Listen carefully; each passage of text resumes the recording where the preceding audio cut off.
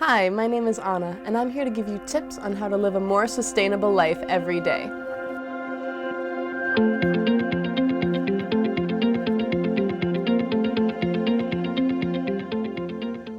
Living a sustainable life can feel like an insurmountable goal, but there are a lot of little changes that can make a big difference in your life. Today, I'm going to outline a few things that you can start doing in your day-to-day life to live a bit more sustainably, and a few ideas that can start you on that mindset as well.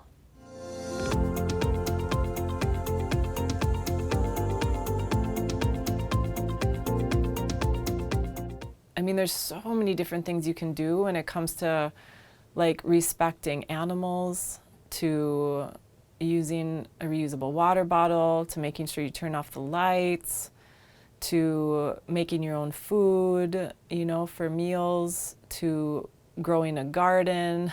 Like there's a never-ending list of things that would benefit the earth. And I think that anything that connects with people is a good place to start.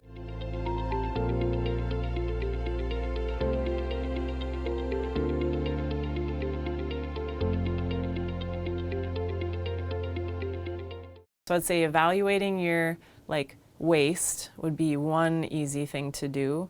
I would just say looking at all those disposable things. I would even go so far as to say look into your recycling too. All of the things that you're getting rid of that need to go somewhere, is there a way that you can easily substitute or reduce or rethink how you use those now?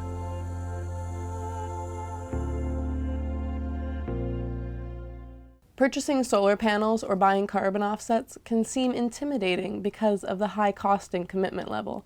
But if you can look at your energy usage and cut back on that, that's even more important than purchasing clean energy. The first step should always be using your resources responsibly. This means something different for everyone. For a start, it can just be turning off the lights when you don't really need them in a room, unplugging your electronics, and turning off the water if you're not using it. I know this can sound obvious, but you'd be surprised how much we waste because we're in a hurry or just too distracted. If you slow down and go about your day a bit more mindfully, you'll be surprised the resources you can save. Sustainability is about developing a new mindset. We're living in a disposable world. You don't even think about the soda bottle as packaging when you purchase the soda. It's easy to think of packaging as invisible, so it's really important that we notice it. Food is a necessity, obviously, and I'm not telling you to cut back on it, but I do think that we could all stand to cut back on the amount of packaged food we purchase.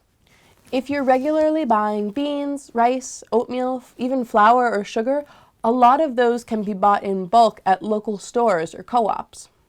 If you bring your own container, that's a zero-waste shopping experience.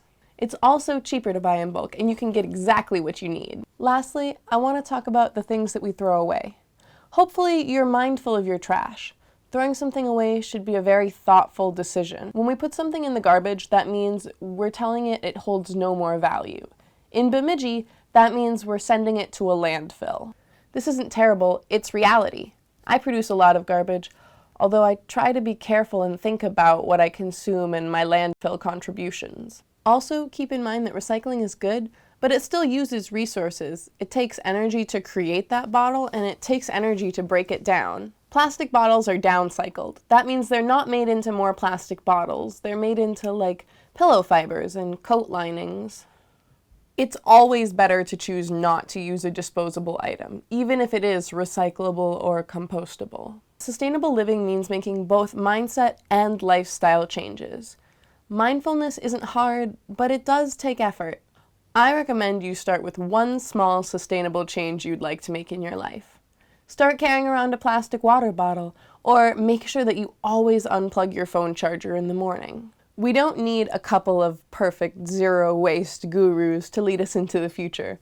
What we need is everybody agreeing that we're going to start, and we're going to start with some everyday changes.